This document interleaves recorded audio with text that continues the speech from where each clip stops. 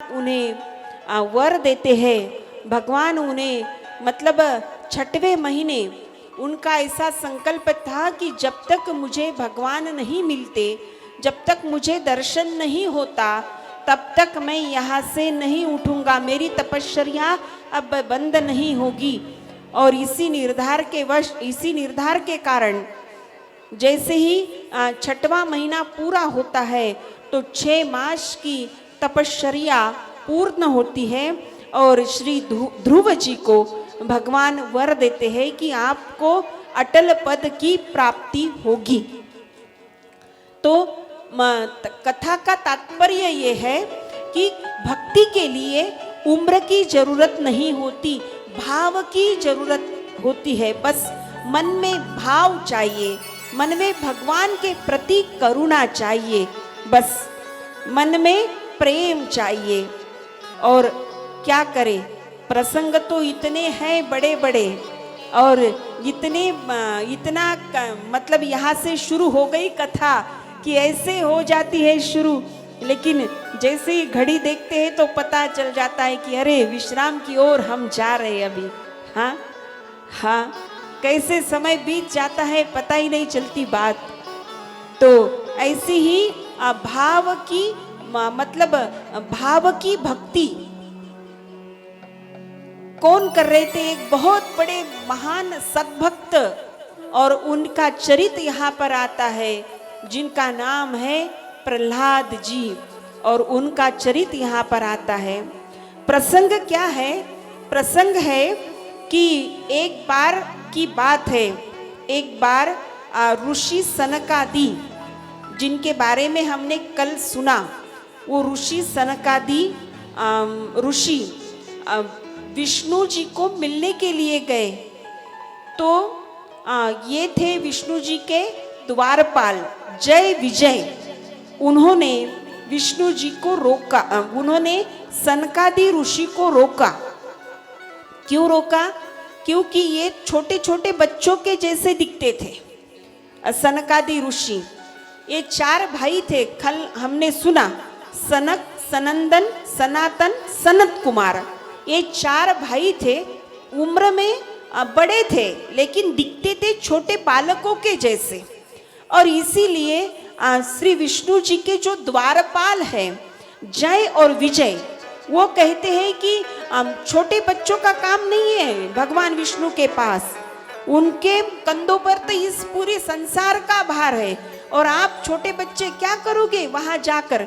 तो वो रोक लेते हैं, जाने नहीं देते इनको। तो सनकादि ऋषि जय विजय को श्राप देते हैं, और श्राप ये है कि आगे आने वाले 3 जन्म आपको दानव बनना पड़ेगा, आपको राक्षस बनना पड़ेगा। अब इनके 3 जन्म ऐसे हैं, एक है हिरण्याक्ष और हिरण्यकश्यपु, दूसरा है रावण और कुंभकर्ण, और तीसरा है शिशुपाल दंतवक्र। द्वापर युग में शिशुपाल और दंतवक्र। तो इससे सबसे पहले है हिरण्याक्ष। अब हिरण्य माने हाँ सुवर्ण, हाँ सोना, और अक्ष माने आंखें, हाँ जिसकी आंखें सदैव सुवर्ण पर रहती है वो है हिरण्याक्ष। हाँ, और हिरण्यकश्यपु कि वो पूरा का पूरा दुकान में जितना ही है शोकेस के अंदर, वो पूरा का पूरा सोना 1 मिनट के अंदर मेरा हो जाए, बस ये भावना जिसकी है वो है हिरण्यकश्यपु। अब क्या होता है, एक बार ये दानव का एक बड़ा ही स्वभाव है, और ये स्वभाव ऐसा है, चमत्कारी स्वभाव कहो थोड़ी देर के लिए, कि ये स्वभाव ऐसा है कि ये क्या करते हैं, तपश्चर्या करते हैं, देवों को प्रसन्न करते हैं, और देवों को प्रसन्न करने के बाद देवों के द्वारा ही वर पाते हैं, और उसी वो वर मिलने के बाद देवों ने बनाई हुई सृष्टि का ही नाश कर देते हैं। ये दानवों का स्वभाव। अब क्या किया, हिरण्याक्ष को वर मिला, तो हिरण्यक्ष ने क्या किया, संपूर्ण पृथ्वी को तहस नहस करने के लिए पृथ्वी को ही समुद्र के अंदर, सागर के अंदर पृथ्वी को छिपा दिया। अब श्री विष्णु भगवान जी ने 12 अवतार धारण किया और हिरण्यक्ष के साथ वध किया और अपनी नासिका के ऊपर हिरण्यक्ष के द्वारा, हिरण्यक्ष ने जो पृथ्वी छुपाई थी सागर के अंदर, समुद्र के अंदर, उस पृथ्वी को अपनी नासिका के ऊपर लेकर आए वाराह भगवान।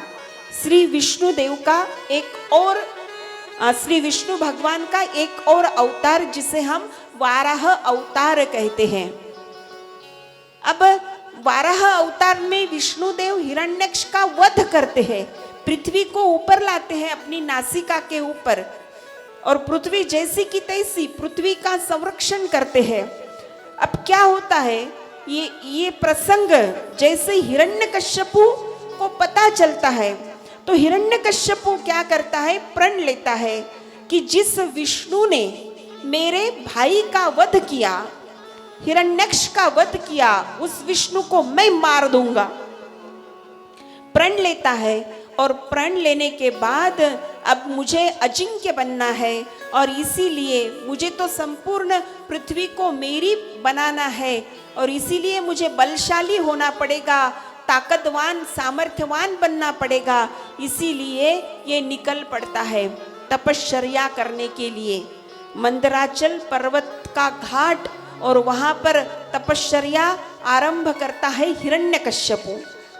अब जैसे ही हिरण्यकश्यपु वहां पर तप आरंभ करता है तो देवता बड़े चिंतित होते हैं, जो स्वर्ग में रहते हैं वो देवता बड़े चिंतित होते हैं कि दानव तप करते हैं, वर पाते हैं और सबसे पहला आक्रमण तो स्वर्ग पर ही होता है। तो इसीलिए दानव भयभीत होते हैं, दानव बड़े चिंतित होते हैं और एक सुझाव निकलता है। और क्या सुझाव, कि देवता के गुरु तोता बनकर पेड़ के टहनी पर बैठते हैं।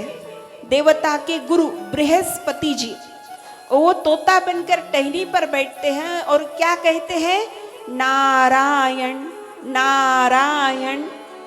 अब हिरण्यकश्यपु तप करने के लिए बैठा है, तपश्चर्या करने के लिए बैठा है और ये तोता है कि नारायण नारायण बोले जा रहा है, जबकि नारायण हिरण्यकश्यपु का शत्रु है। हाँ, तो ये कहते भाई बात जमी नहीं, आज नहीं, चलो घर लौट कर चलते हैं। हिरण्यकश्यपु लौट कर आता है घर, तो उसकी पत्नी थी, धर्म पत्नी थी, उसका नाम था कयाधु। वो दानव कुल की वधू थी लेकिन विष्णु प्रिया थी, विष्णु की भक्त थी और इसीलिए वो जैसे ही पूछती है अपने पति को कि आप तो गए थे तप करने के लिए, लेकिन आप एक दिन में ही क्यों लौट कर आए? तो हिरण्यकश्यपु कहता है कि वहां पर एक तोता बैठा था पेड़ की टहनी पर और वो तोता कहता था नारायण नारायण। पति राक्षस होने के बाद भी पति के मुख से नारायण नाम का उच्चारण कयाधु माता सुनती है और बड़ी आनंदित होती है कि इस तरह क्यों ना हो, लेकिन नारायण नाम का जाप मेरे पति के मुख से हो रहा है। और इसीलिए वो बार बार पूछती है, महाराज वो बार बार पूछती है, क्या कहता था वो तोता? नारायण नारायण। अरे हाँ कयाधु, नारायण नारायण ही कहता था। तोता, वो तोता क्या कहता था? सच में आपने सुना? हाँ कयाधु, नारायण नारायण ही कहता था। हाँ, अब ये तो प्रपंच की बातें हैं महाराज। हाँ, पत्नी को जो बात पसंद लगे, हाँ, अब वो उसे चाहिए तो वो क्या नहीं करती उसके लिए। हाँ, उसे अगर कोई क्या, हाँ ये तो सब आप सब तो बड़े बड़े मास्टर हो इस बात में, मेरा क्या अनुभव, हाँ हमारा क्या अनुभव भाई आपके सामने, आप इस बारे में तो बहुत बड़े ज्ञानी हो, मास्टरी की है आप सभी ने। हाँ, तो क्या कहती है, ये क्या करती है कयाधु? पति का मनपसंद भोजन करती है, हाँ, ताकि पति बहुत खुश हो जाए। तो हिरण्यकश्यपु मनपसंद व्यंजन देखता है, भोजन देखता है, बहुत खुश होता है, खुशी खुशी में भोजन पाता है। और कयाधु पूछना शुरू ही रखती है, क्या कहता था फिर तोता, भूल गए क्या आप? नहीं नहीं, मैं भूला नहीं, वो तोता नारायण नारायण कहता था। और बस ऐसे ही नारायण का जाप करते करते रात निकल गई महाराज, और दूसरे दिन फिर तप करने के लिए निकल गया हिरण्यकश्यपु। अब क्या होता है, इंद्र, देवताओं के राजा इंद्र एक और बार भयभीत होते हैं और क्या करते हैं, कयाधु के हिरण्यकश्यपु के घर आते हैं कयाधु का अपहरण करने के लिए। लेकिन नारद मुनि वहां पर आते हैं और नारद जी कहते हैं कि ऐसा अनर्थ मत करो इंद्र, हाँ, ये जो कयाधु है ये गर्भिणी है और इसके उदर में जो अंश है वही अंश उसके पिता के वध का कारण बनेगा, हाँ। और इसीलिए माता कयाधु को देवर्षि नारद जी अपने आश्रम में लेकर जाते हैं और वहां पर नारद जी के आश्रम में 9 महीने तक वास्तव्य करती है माता कयाधु। वो तो दानव कुल की वधू थी, दानव की पत्नी थी, लेकिन नारायण का जाप करने वाले देवर्षि श्री नारद जी के आश्रम में 9 मास तक रही कयाधु माता और उसके गर्भ पर भक्ति के संस्कार केंद्रित हो गए। उसका गर्भ भक्ति के संस्कारों से प्रभावित हो गया। देवियों और सज्जनों, आपके अभ्यास के लिए एक बात कह दूं आपको कि इस बात को आज के साइंस ने भी प्रूव किया है कि 9 मास तक जैसे ही पेट से होती है माताएं, तो 9 मास तक पिता का वर्तन हो या माता का वर्तन हो, माता पिता के वर्तन के अनुसार संस्कार उस गर्भ पर किए जाते हैं, अपने आप हो जाते हैं। हाँ, ये बात तो साइंस ने भी प्रूव की है आज, हाँ। और इसीलिए आज ट्रेंड बड़ा, फैशन बड़ा है कि चलो भाई बेड रेस्ट है तो कहाँ पर रखे, तो हम इस गुरुजी के आश्रम में रखते हैं, उस गुरुजी के आश्रम में रखते हैं, और फिर ऑनलाइन और वो क्या बोलते हैं हनुमान चालीसा और ऑनलाइन वो महिषासुर मर्दिनी फोन पे ही, ये सब कुछ बढ़ गया आजकल, हाँ। ये इसका कारण है, ये गर्भ में ही वो संस्कार हुए। अब जैसे ही माता प्रसूत होती है तो पुत्र का जन्म होता है और उस पुत्र के जन्म के पश्चात या उस पुत्र के जन्म से सब वातावरण में आह्लाद छा जाता है। और इसीलिए नारद जी, देवर्षि श्री नारद जी उस पुत्र का नाम प्रहलाद रखते हैं। जिसके आने से आह्लाद आता है वो है प्रहलाद, हाँ, उनका नाम रखते हैं। अब इधर हिरण्यकश्यपु की तपश्चर्या पूर्ण हो गई। अब ब्रह्मा जी के द्वारा वर मिलता है। हिरण्यकश्यपु मांगता है कि मुझे अमर होने का वर दे दे, लेकिन अमर तो कोई हुआ नहीं आजकल, तो ये तो नहीं मिलेगा। तो हिरण्यकश्यपु एक सुझाव बताता है ब्रह्मा जी को, मुझे ऐसा ऐसा वर चाहिए। बोलो कैसा वर चाहिए? ना शस्त्र से ना अस्त्र से, ना दिन को ना रात को, हाँ, ना दिन में ना रात में, मुझे ना नर ना नारी, हाँ, मुझे कोई भी नहीं मारेगा। बोले ठीक है, नहीं मारेगा, तथास्तु। अब ये घर आ जाते हैं तो कयाधु माता के हाथ में पुत्र देखते हैं और जैसे ही आनंद अब द्विगुणित हो गया। एक तो मनोवांछित फल प्राप्त हुआ, मनोवांछित वर प्राप्त हुआ, और दूसरी ओर पुत्र की प्राप्ति हुई। तो हिरण्यकश्यपु दानव था, राक्षस था, और अपने भाई के वध का बदला लेने के लिए उन्होंने ये सब कुछ किया था। तो विष्णु तो उनके शत्रु थे। तो जो भी विष्णु के आश्रम, जो भी विष्णु भगवान के नाम लेते हैं, वो सब उनके शत्रु हो गए।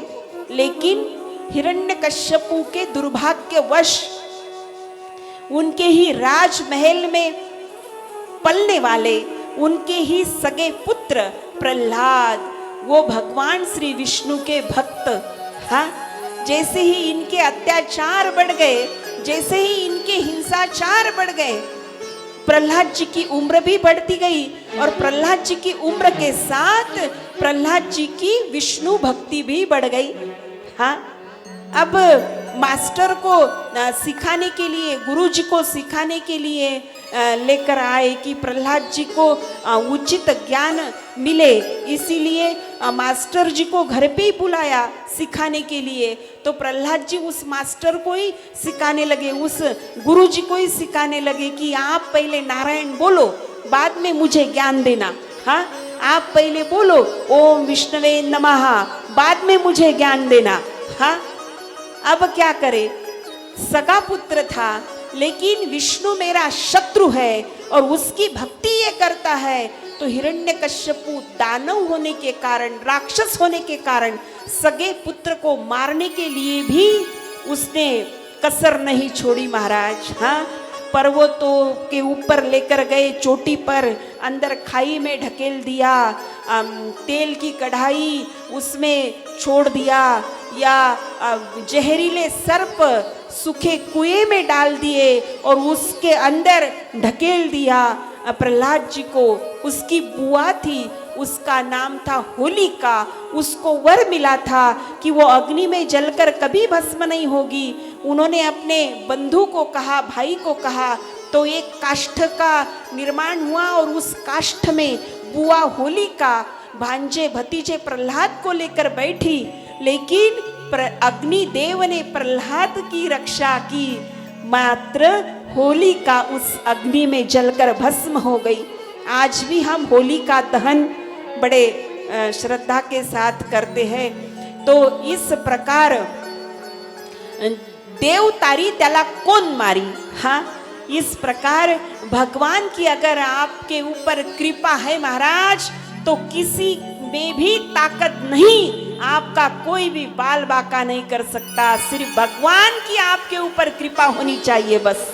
हाँ, भगवान की कृपा होनी चाहिए। हाँ, अब प्रहलाद को इतना प्रयास किया, इतना प्रयास किया, जो भी आता है हिरण्यकश्यपु के पास, वो प्रहलाद के भक्ति के चर्चे लेकर ही पहुंचता है कि ये प्रहलाद ऐसा करता है, ये प्रहलाद वहां पर भजन कर रहा था, प्रहलाद वहां पर कीर्तन कर रहा था, ये बड़े लोग बैठे थे प्रहलाद के सामने, नारायण के बारे में बोल रहा था, विष्णु भगवान के बारे में बोल रहा था।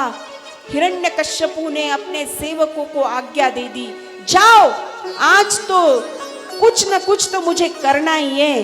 प्रहलाद रहेगा या तो प्रहलाद का भगवान, वो मेरा शत्रु विष्णु रहेगा, आज तो मुझे करना ही है, बस लेकर आओ प्रहलाद को। सेवक निकल पड़े प्रहलाद को ढूंढने के लिए।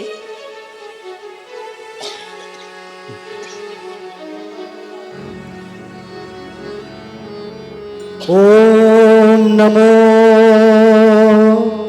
नारायणा। बोलिए प्रहलाद जी भगवान की जय। ओम नमो नारायणा, ओम नमो नारायणा, हरि ओम नमो नारायण, ओम नमो नारायणा, जय नरसिंह नारायणा, अद्भुत छवि नारायणा। ओम नमो नारायणा, जय नरसिंह नारायणा, अद्भुत छवि नारायणा। जय जय नारायण नारायण हरि हरि, जय जय नारायण नारायण हरि हरि। ओम नमो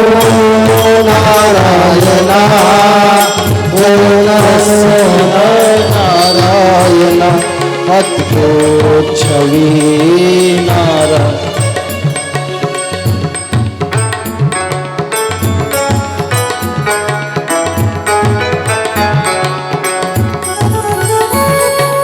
ओम नमो नारायण जय नरसिंह नारायण अद्भुत छवि नारायण। जय जय नारायण नारायण हरि हरि जय जय नारायण नारायण हरि हरि।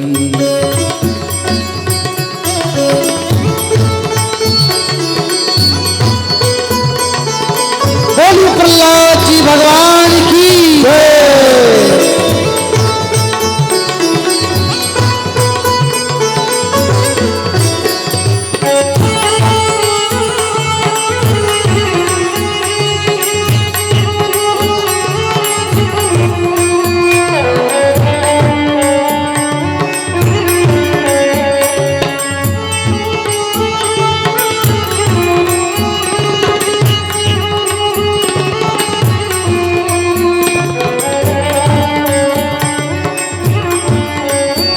हरीर हरति पापनि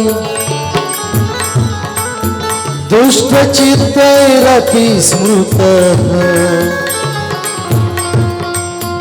अनिच्छयापि संपृष्टो दहति वही पावकः। जय जय नारायण नारायण हरि हरि जय जय नारायण नारायण हरि हरि। ओम नमो नारायण ओम नमो नारायण अद्भुत छवि नारायण अद्भुत छवि नारायण।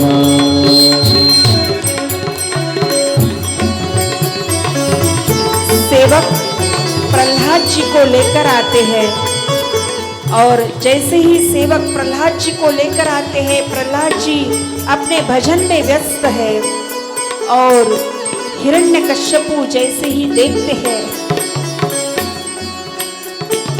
कि ये प्रहलाद विष्णु की भक्ति कर रहा है, विष्णु के भजन गा रहा है, हाँ, जैसे ही देखते हैं प्रहलाद को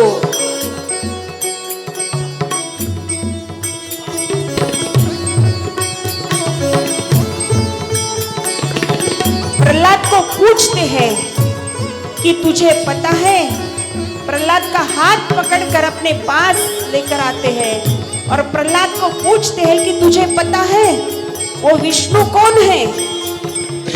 वो विष्णु हमारा शत्रु है, जिस विष्णु ने मेरे भाई को, तेरे चाचा को मार दिया था, हाँ, और अब वो शत्रु है, मुझे मारना है उस विष्णु को और तू उस विष्णु के भजन गाता है?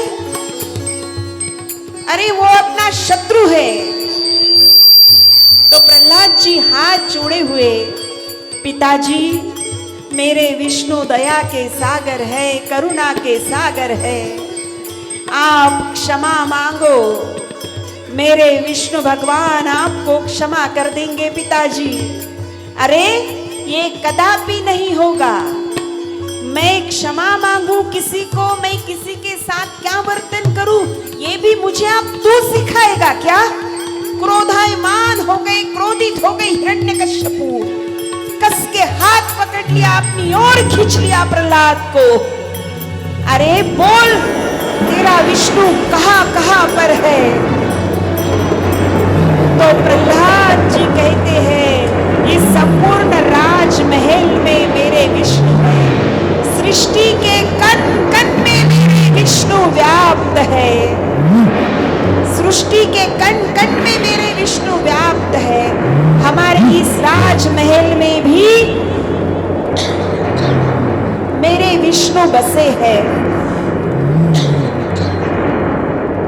हाँ, इस राजमहल में, हाँ, इस पूरे राजमहल में हिरण्यकश्यपु राजमहल में एक स्तंभ रहता है, उस स्तंभ की ओर निर्देश करते हैं कि हाँ, इस स्तंभ में है विष्णु।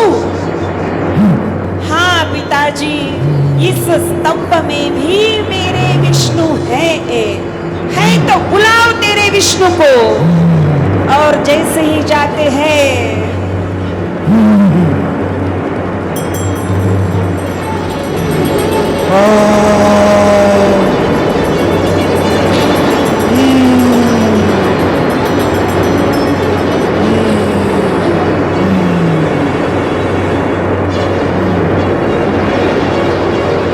बोलिए नरसिंह भगवान की जय। नरसिंह भगवान की जय। नमस्ते नरसिंहाय प्रह्लादायिने हिरण्यकशिपु शिलाष्टंकार नखालय। नरसिंह भगवान की जय।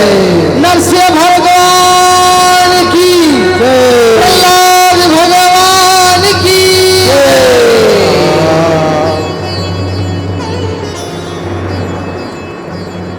और इस प्रकार ना स्त्री है ना पुरुष, ना नर है ना नारी, अर्ध पशु है और अर्ध नर है। नृसिंह भगवान नृसिंह अवतार धारण किया अपने भक्त की रक्षा के लिए स्वयं श्री विष्णु देव ने। और ना दिन में ना रात में, सांझ में जो अब समय हुआ ना, वो उचित समय, हाँ सांझ में, ना शस्त्र से ना अस्त्र से नाखूनों से, हाँ हिरण्यकश्यपु का वध किया और प्रहलाद जी के ऊपर कृपा बरसाई। ओम जय नरसिंह रे। आओ जजमान। प्रभु जय नरसिंह रे। स्तंभ फाड़ प्रभु प्रकटि, स्तंभ फाड़ प्रभु प्रकटि, जन का ताप हरे। ओम जय नरसिंह रे।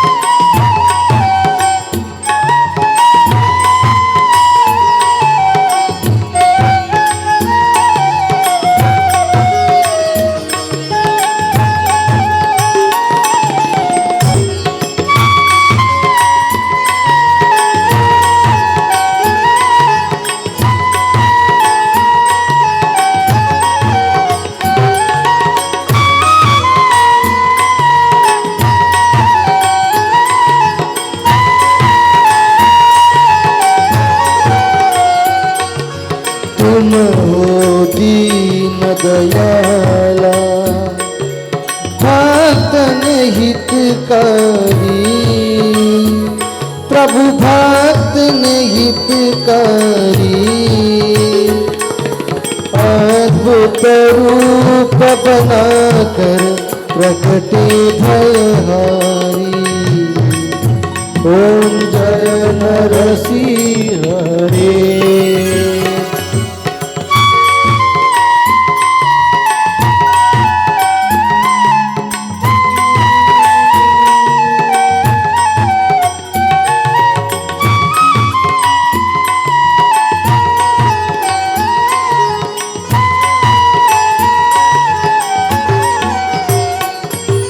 ब्रह्मा करत आरती, माला पहनावे। शिव जी जय जय कह कर पुष्पन बरसावे। ओम जय नरसिंह रे। ओम जय नरसिंह रे। प्रभु जय नरसिंह रे। स्तंभ फाड़ प्रभु प्रकटे, जन का तप हरे। ओम जय नरसिंह हरे। बोलिए नरसिंह भगवान की जय, प्रहलाद भगवान की जय। तो यहाँ पर ये अद्भुत झांकी का दर्शन हमने किया। प्रत्यक्ष रूप से श्री नृसिंह भगवान, उन्हीं का दर्शन पाकर हम भी धन धन्य हो गए। हाँ, तो एक बात जरूर सुनना, थोड़ा प्रसंग से बाहर निकालकर आपको समझाती हूँ। एक बात सुनना, थोड़ा सोचना कि कथा में जो हिरण्यकश्यपु है, 5 मिनट, थोड़ा बस 5 मिनट, बाद में आरती की ओर जाएंगे। तो कथा में जो हिरण्यकश्यपु है, उसको मारने के लिए तो नृसिंह भगवान आ गए महाराज। लेकिन हमारे अंदर जो हिरण्यकश्यपु है, हाँ, हमारे अंदर जो दानव है हमारे हृदय में, आप बोलोगे ये कैसे संभव है? हाँ, तो हमारे अंदर है दुर्गुणों का दानव, दुर्गुण रूपी, अवगुण रूपी दानव जो हमारे अंदर है। हाँ, अवगुण रूपी दानव जो हमारे अंदर है, उस दानव को मारने के लिए कब आएंगे नृसिंह भगवान और कब मारोगे उस दानव को? हाँ, माय बाप हो, कथेतला हिरण्यकश्यपू आम्ही मारला, पण आमच्या समाजातला हिरण्यकश्यपू केव्हा माराल? हाँ, आमच्या हृदयातला हिरण्यकश्यपू केव्हा माराल? जो दानव बनकर हमारे समाज में बैठा है। हाँ, कथा में जो दानव है वो तो हम मार देंगे, लेकिन हमारे समाज में जो दानव है, आप बोलोगे समाज में कौन सा दानव है? समाज में किस प्रकार दानव रहते हैं? समाज तो मानवों का है। नहीं उपस्थित सज्जनों और देवियों, समाज मानवों का था, लेकिन आज समाज दानवों का बन गया है। हाँ, हमारी कृति, हमारा कृत्य, हमारे घर की गाय हमने कत्तल खाने भेज दी, क्या ये मानव की कृति है? क्या ये मानव का कर्म है? गाय को, गौ को कत्तल खाने भेजना ये मानव का कर्म हो सकता है भला? ये मनुष्य का कर्म हो सकता है भला? हाँ, आज हमारी बेटी पर कितने अत्याचार हो रहे हैं। हाँ, सोशल मीडिया देखो, हमारा मोबाइल जैसे ही हम शुरू करते हैं तो एक के बाद एक न्यूज़, एक के बाद एक न्यूज़। हमारी बेटियां जब कॉलेज में पढ़ने के लिए जाती है, जब समाज में हमारी बेटियां रहती है, तो हमारी बेटियों के ऊपर भी कितने अत्याचार आज हो रहे हैं। हाँ, दिल्लीची एक निर्भया आहे महाराज, पण त्या निर्भयेनंतर समाजात हजारो निर्भया या राक्षसांच्या बलात्काराला, अत्याचाराला बळी पडल्या। हा बलात्कार रूपी राक्षस समाजातून केव्हा माराल? सांगा, आहे का उत्तर? हा, काय भयानक चित्र आहे हो। 9 वर्षाच्या मुलीवर आज सामूहिक बलात्कार होतोय। 13 वर्षाच्या, 14 वर्षाच्या मुलीवर आज विनयभंगासारखा जीवघेणा प्रसंग ओढवतोय। आणि विनयभंग करूनही हे नराधम थांबत नाहीत। पेट्रोल टाकून, रॉकेट टाकून तिचं शरीर निगरून पद्धतीनं जाळून टाकतात। ही मनुष्याची कृती आहे का? हाँ, ये मनुष्य का कर्म है क्या? सच में हमारा समाज मानव का समाज है? ज्या समाजामध्ये ऋषीमुनी झालेत, ज्या समाजाच्या उत्थानासाठी संतांनी आपला देह चंदनासारखा झिजवला, ज्या समाजामध्ये विश्व शांती प्रस्थापित करण्यासाठी संतांनी एक एक अवतार धारण केला। माऊली ज्ञानेश्वर महाराज, राष्ट्रसंत तुकडोजी महाराज, विश्ववंदनीय जगद्गुरु श्री तुकाराम महाराज, स्वराज्याचं निर्माण करणारे छत्रपती शिवाजी महाराज. हा, माय बाप हो, छत्रपती शिवाजी महाराज देव नाही मला मान्य आहे, पण त्या छत्रपती शिवाजी महाराजांमुळे आमचा देव सुरक्षित राहिला, हे सूर्यप्रकाशा इतकं सत्य आहे. It is a universal truth, ये हमें स्वीकारना ही होगा. हा, आणि त्याच शिवाजी महाराजांच्या स्वराज्यात, त्याच कृष्णाच्या भारत देशात, भारत वर्षाच्या संस्कृतीची गौरव गाथा ज्या विदेशात नेऊन मांडली स्वामी विवेकानंदांनी, त्या स्वामी विवेकानंदांच्या या भारत देशात आजची मुलगी सुरक्षित आहे का हो? हा, अरे ही समस्या केव्हा संपेल? हे राक्षसी कृत्य समाजातलं केव्हा संपवाल? जोपर्यंत बलात्कार करणाऱ्या बलात्कारीला फाशीची सजा दिली जात नाही, तोपर्यंत बलात्कार नावाची समस्या समाजातून संपणार नाही. दोन अटी असल्या पाहिजे, दोनच अटी असल्या पाहिजे की ती केस लढणारा वकील वो एक पुत्री का पिता ही होना चाहिए. हा, तो केस लढणारा वकील तो पोरीचाच बाप असला पाहिजे, माय बाप हो. हा, आणि दुसरी गोष्ट अशी की त्याला फाशीचीच सजा झाली पाहिजे. काय म्हणावं त्या न्याय व्यवस्थेला? ती मुलगी जीवाचा आकांत करून करून सांगते की या नराधमानी, या राक्षसानी माझ्यावर विनयभंग केला. ती मुलगी कायद्याच्या कटघऱ्यात उभी राहून जीवाचा आकांत करून सांगते, आणि आमच्या समाजातली न्याय व्यवस्था गवाह की तलाश में है, सबूत की मांग रखती है. हा, काय म्हणावं त्या न्याय व्यवस्थेला, माय बाप हो? जर ती सांगत आहे ना की या राक्षसानी माझ्यावर विनयभंग केला, या नराधमांनी माझ्यावर अत्याचार केला, तेव्हा तिथंच त्या नराधमांना शूट करण्याचे आदेश कोर्टाने काढले पाहिजे. तेव्हाच ही समस्या या समाजातून संपेल.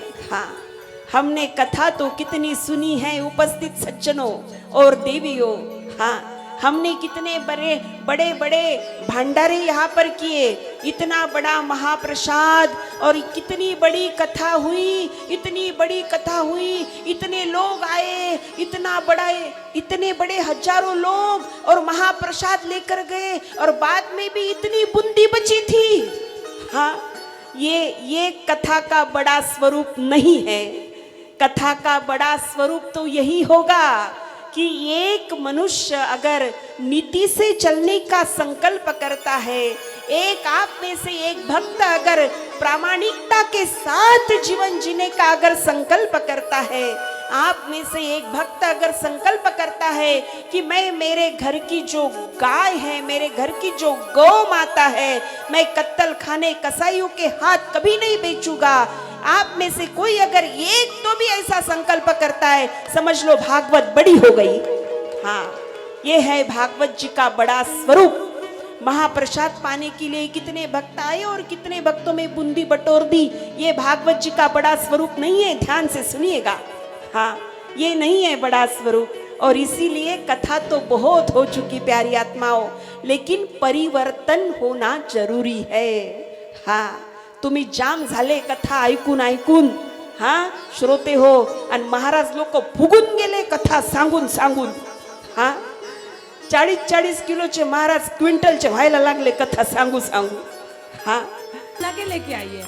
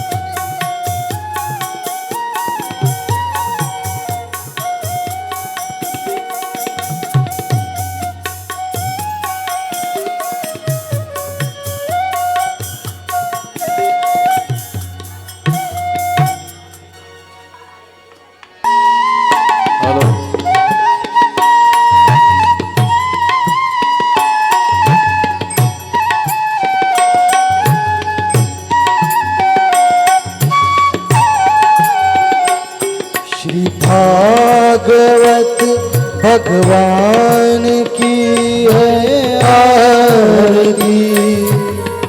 पापियों को पाप से है तारती।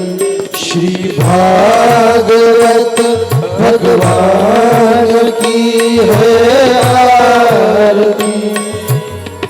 पाप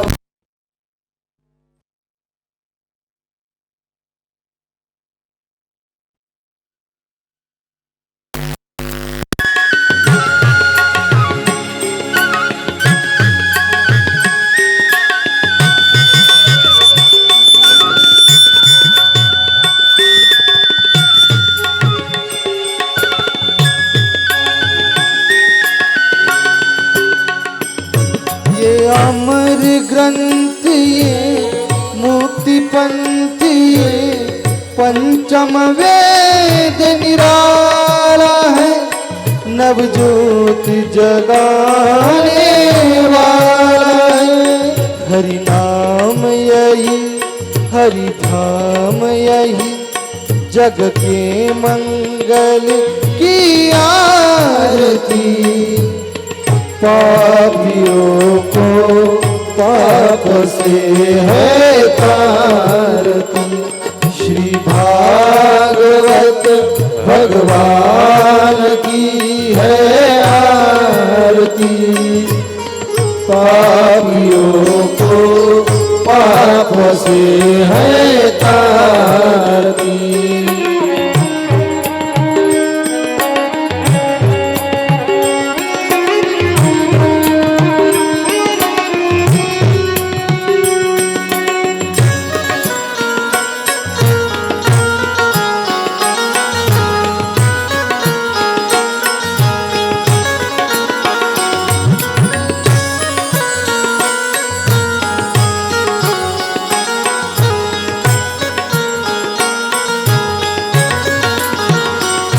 ये शांति गीत पावन पुनित पापों को मिटाने वाला है। हरि दर्श कराने वाला है। ये सुख करनी ये दुख हरनी श्री मधुसूदन की आरती। पापियों को पाप से है तारती। श्री भागवत भगवान की है आरती। पापियों को पाप से है तारती।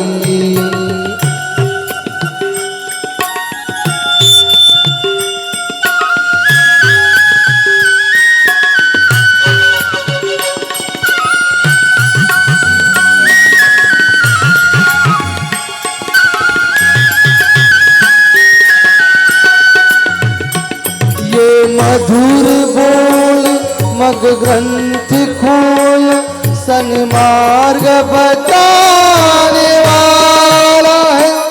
बिगड़ी को बनाने वाला है। श्री राम यही घनश्याम यही प्रभु के महिमा की आरती। पापियों को पाप से है तारती। श्री भागवत भगवान की है आरती। पापियों को पाप से है तारती। पापियों को पाप से है तारती। बाके बिहारी तेरी आरती गाऊं। बाके बिहारी तेरी आरती गाऊं। आरती गाऊं प्यारे तुझको ही जाऊं। हे गिरिधर तेरी आरती गाऊं। बाके बिहारी तेरी आरती गाऊं।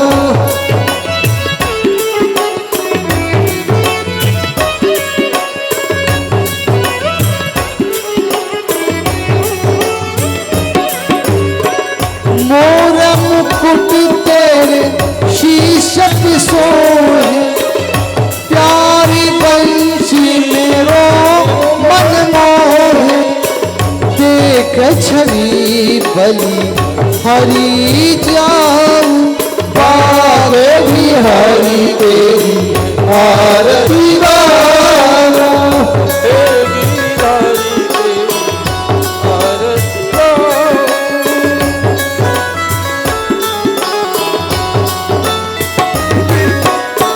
चरणों से निकली गंगा प्यारी, जिसने सारी दुनिया तारी, पुण्य चरणों में मैं शीश नवाऊं, बाके बिहारी तेरी आरती गाऊं।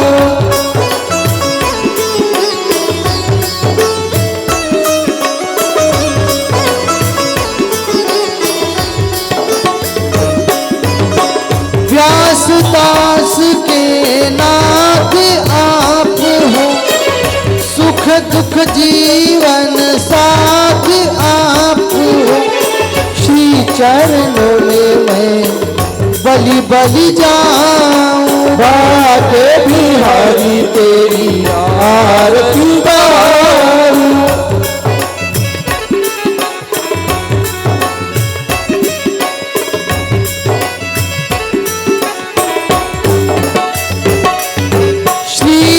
हरिदास के प्यारे तुम हो, मेरे मोहन जीवन धन हो। देख छवि बलि हरि जाऊं, बाके बिहारी तेरी आरती गाऊं।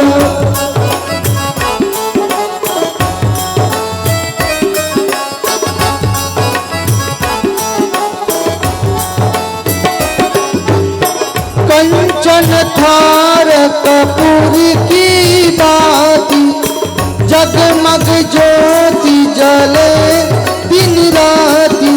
प्रेम सहित नित आरती गाऊं, बाके बिहारी तेरी आरती गाऊं।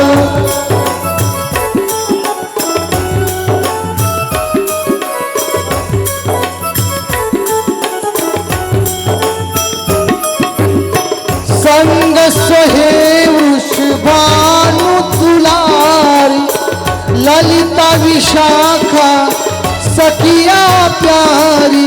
वास सदा वृंदावन पाऊं, बाके बिहारी तेरी आरती गाऊं, बाके बिहारी तेरी आरती गाऊं, बाके बिहारी तेरी आरती गाऊं, बाके बिहारी तेरी आरती गाऊं, बाके बिहारी तेरी आरती गाऊं। कर्पूर गौरम करुणावतारम संसारसारम पुण्यहारम सदा वदन्तं सुधारवन्ति भवन्भवामि तेदं नमामि सदानमाला शिवानमाय कपालमाला सुदेशनाय शिवमराय शिवम्भराय नमः शिवाय नमः शिवाय। त्वमेव माता च पिता त्वमेव बन्धुः च सखा त्वमेव विद्या च परं त्वमेव सर्वं मम देवदेव। कायेन वाचा मनसेन्द्रियैर्वा बुद्ध्यात्मना वा प्रकृति स्वभावं करोमि यज्ञं सकलं परं नारायणाय समर्पयामि। अच्युतं राम नारायणं कृष्णदामोदरं वासुदेवं श्रीरामनाथं गोपिकावल्लभं जानकीनायकं रामचन्द्रं। हरे राम राम राम हरे हरे, हरे कृष्णा कृष्णा कृष्णा हरे हरे। हरे राम राम राम हरे हरे, हरे कृष्णा कृष्णा कृष्णा हरे हरे। हरे राम राम राम हरे हरे, हरे कृष्णा कृष्णा कृष्णा हरे हरे।